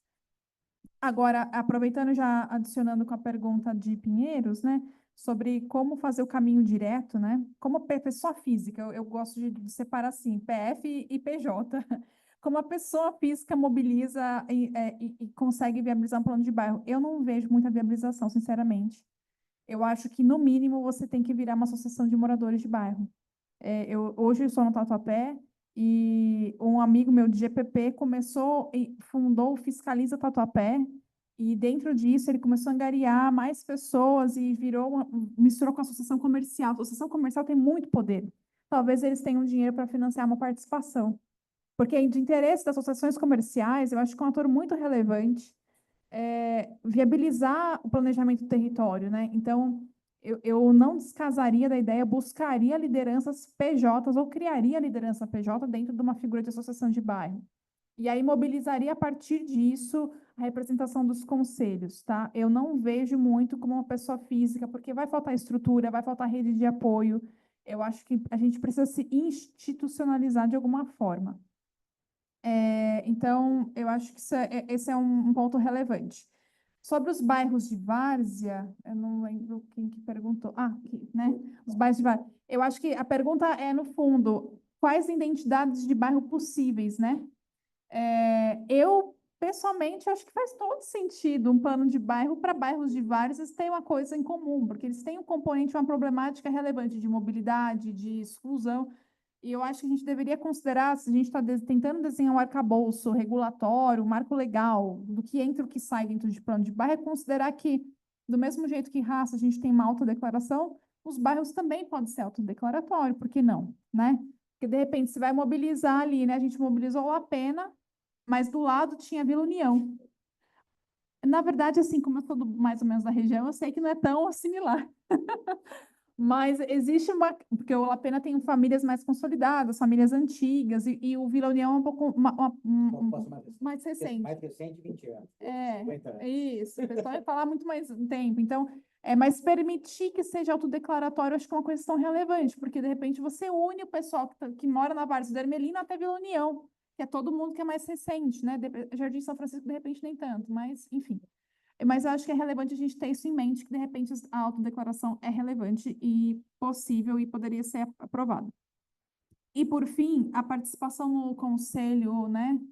Aqui, nossa amiga Patrícia. Lembrei do seu nome, porque eu acho que eu devo ter falado com você em algum momento da minha vida.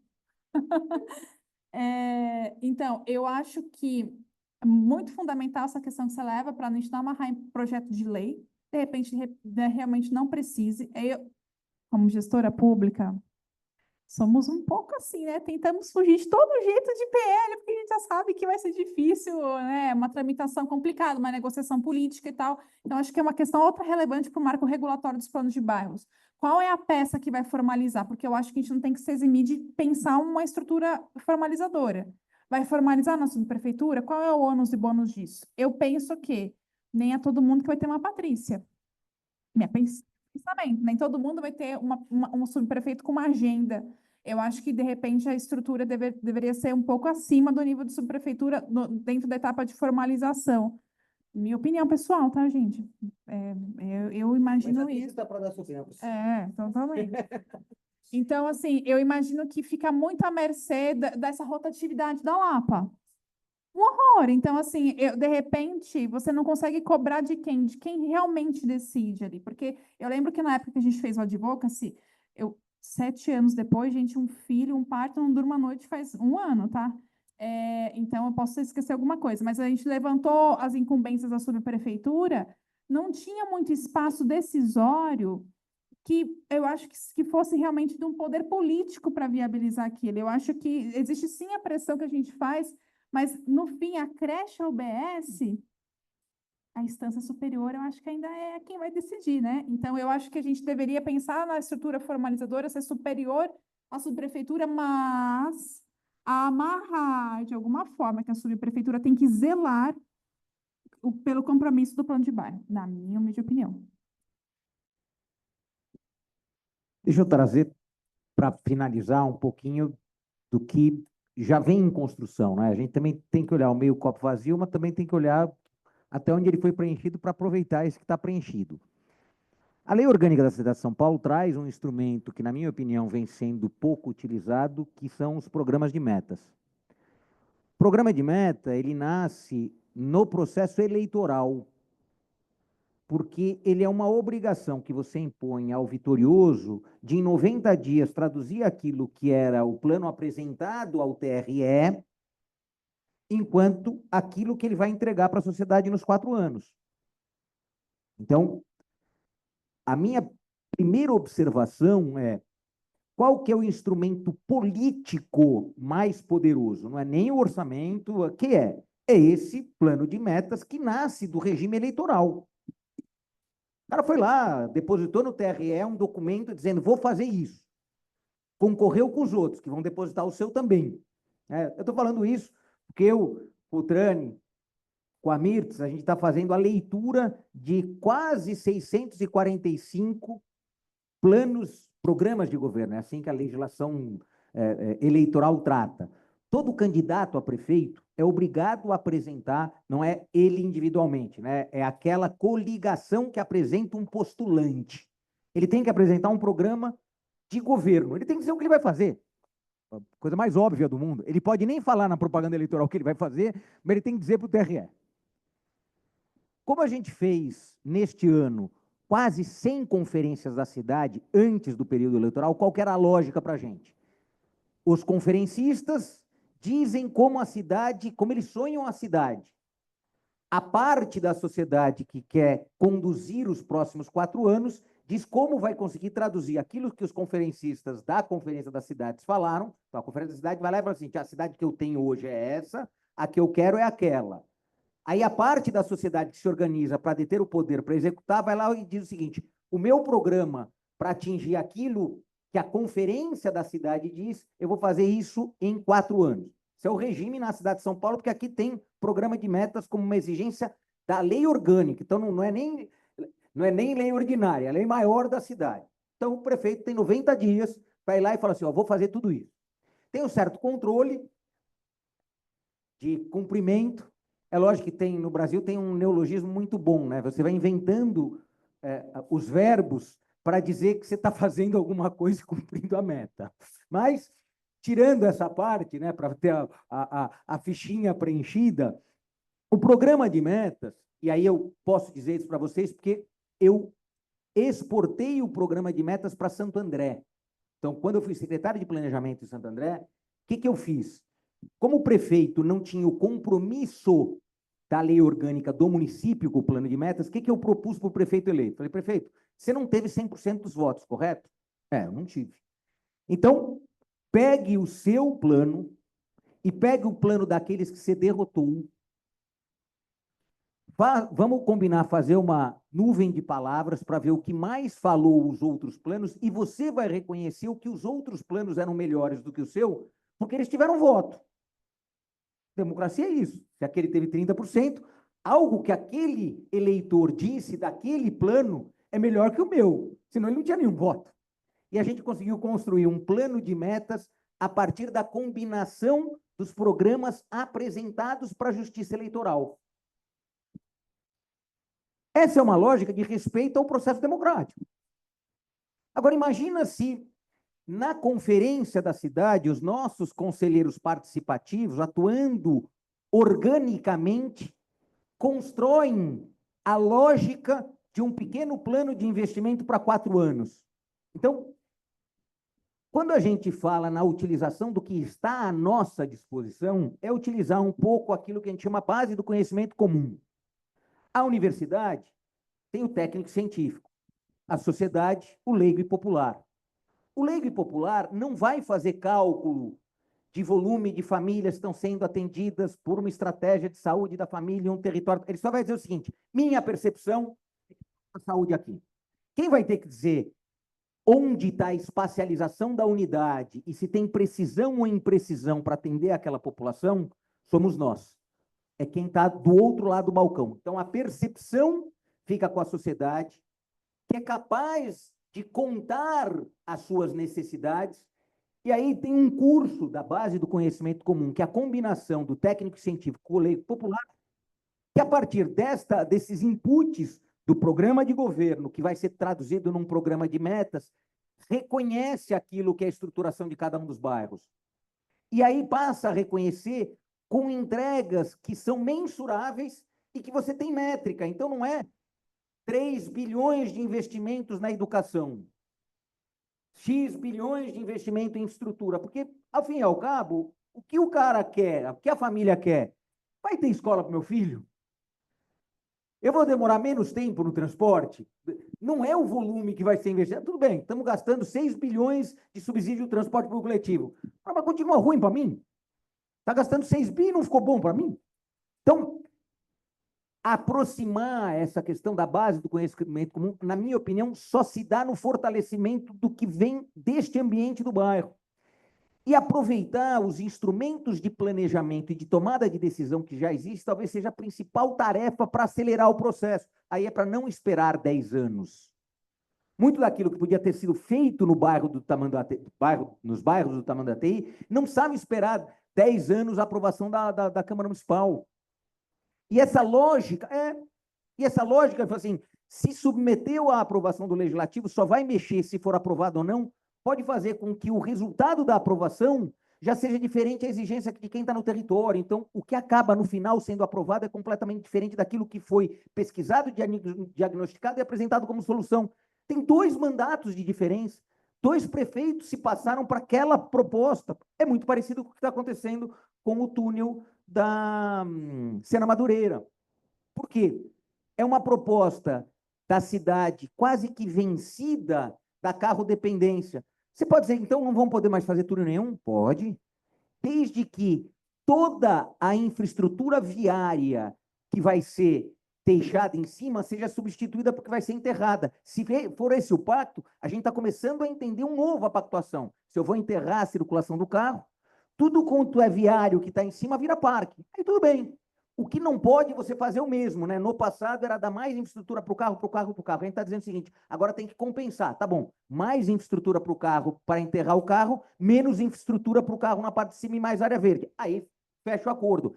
Essas lógicas da transformação têm que estar muito pautadas. Se a gente consegue isso, e aí não é só simplificando, mas a gente tem que ter alguma orientação para onde a gente está indo. Então, as decisões estão orientadas por aquilo que é apresentado no plano de governo quando vai no TRE, ela se traduz num plano de metas que é percebido pela sociedade, e depois disso vai para as formalizações de PPA, orçamento, mas tem essa pactuação anterior, que é do desenho e da decisão maior, que não está na filigrana do PPA, do orçamento, da rubrica, está na decisão política.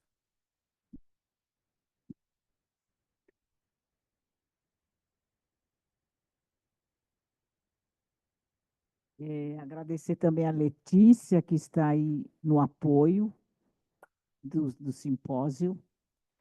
Agradecer agora a todos da mesa, Karen, Gabriela e Pólice, e vamos passar para a próxima mesa.